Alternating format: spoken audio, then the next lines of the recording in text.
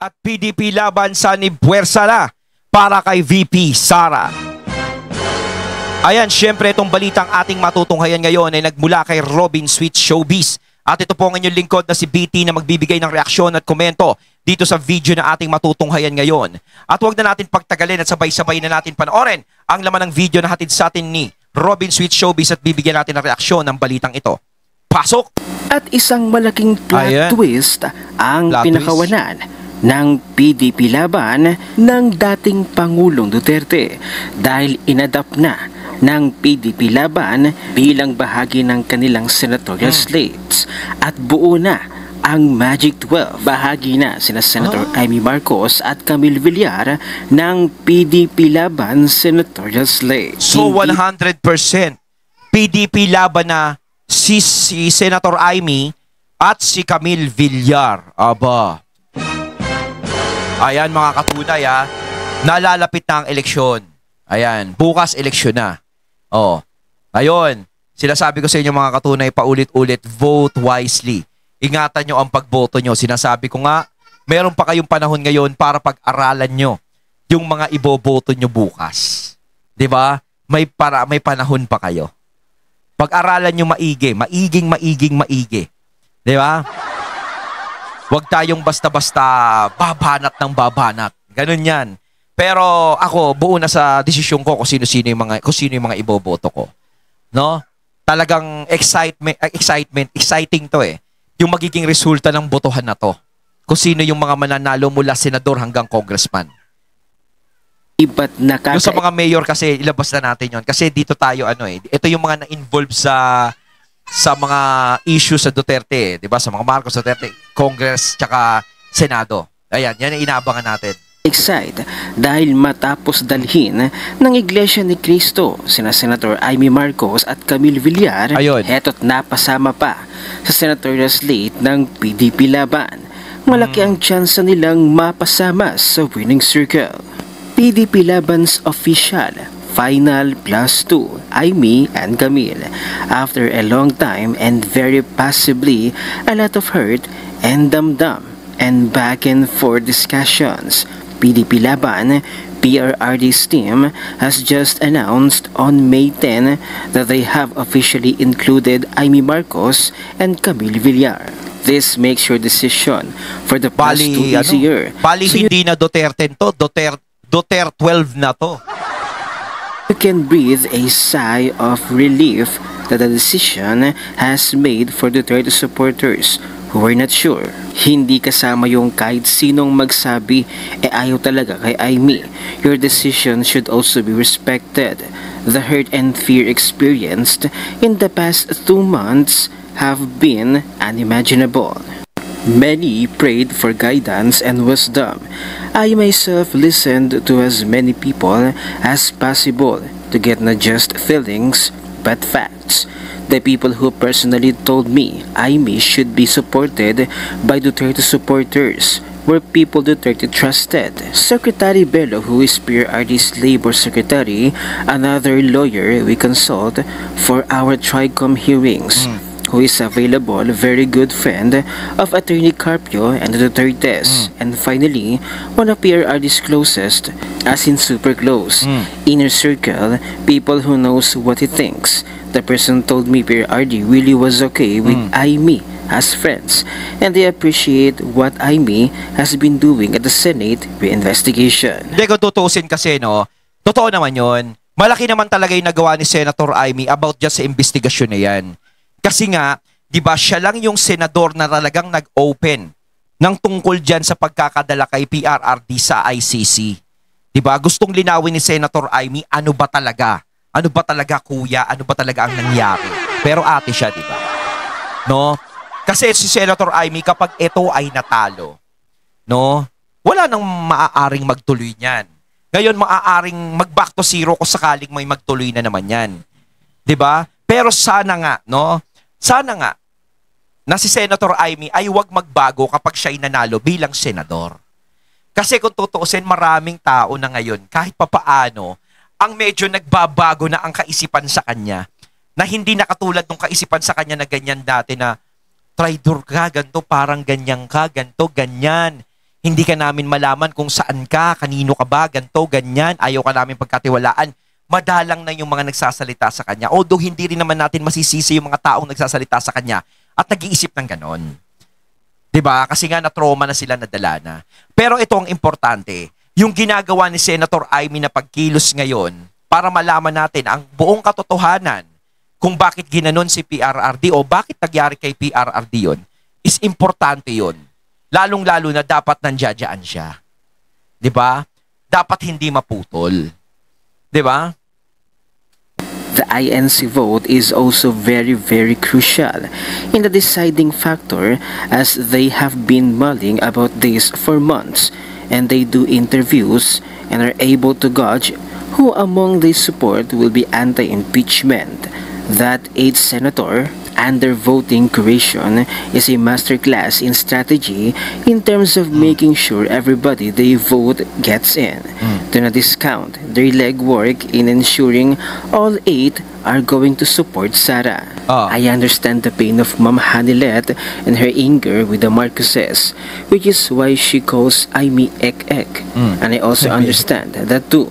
But I also understand that voting at a time like this is very, very important, not just for Sara Duterte, but the direction the country will be taking in the next 3 years. At this point, Dutertes need not just the bare minimum, but an overwhelming majority.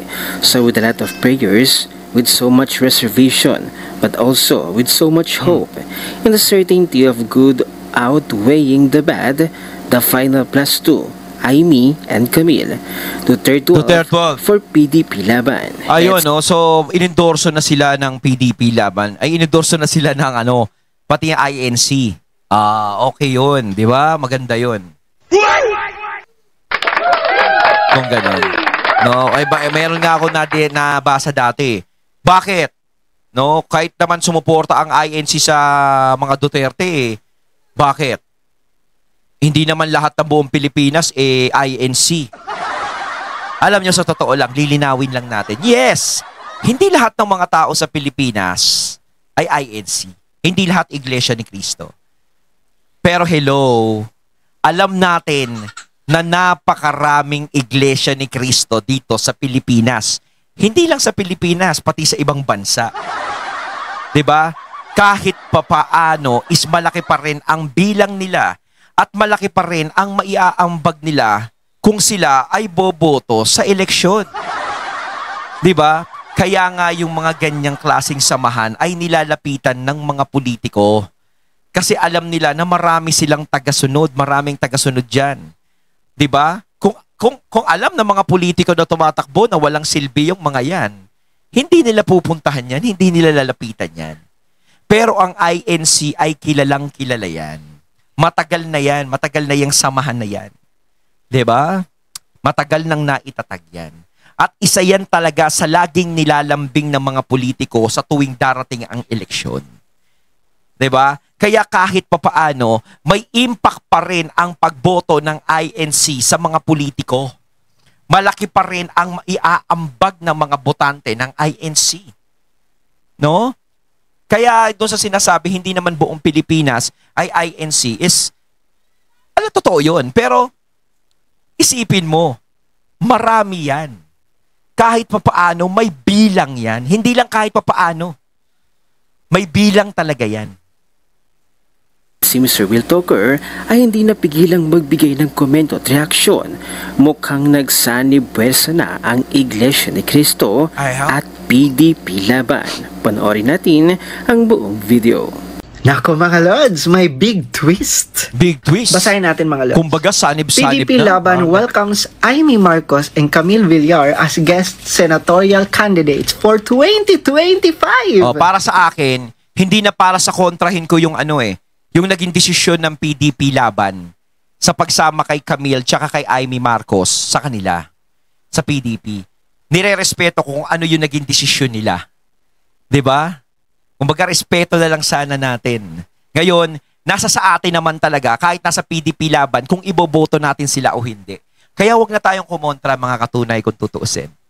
No? Basta sundin nyo na lang kung ano yung nasa puso't isip nyo, kung sino yung dapat yung iboto, at kung sino yung makakatulong, yung alam nyo makakatulong dito sa bansa natin. Yun na lang.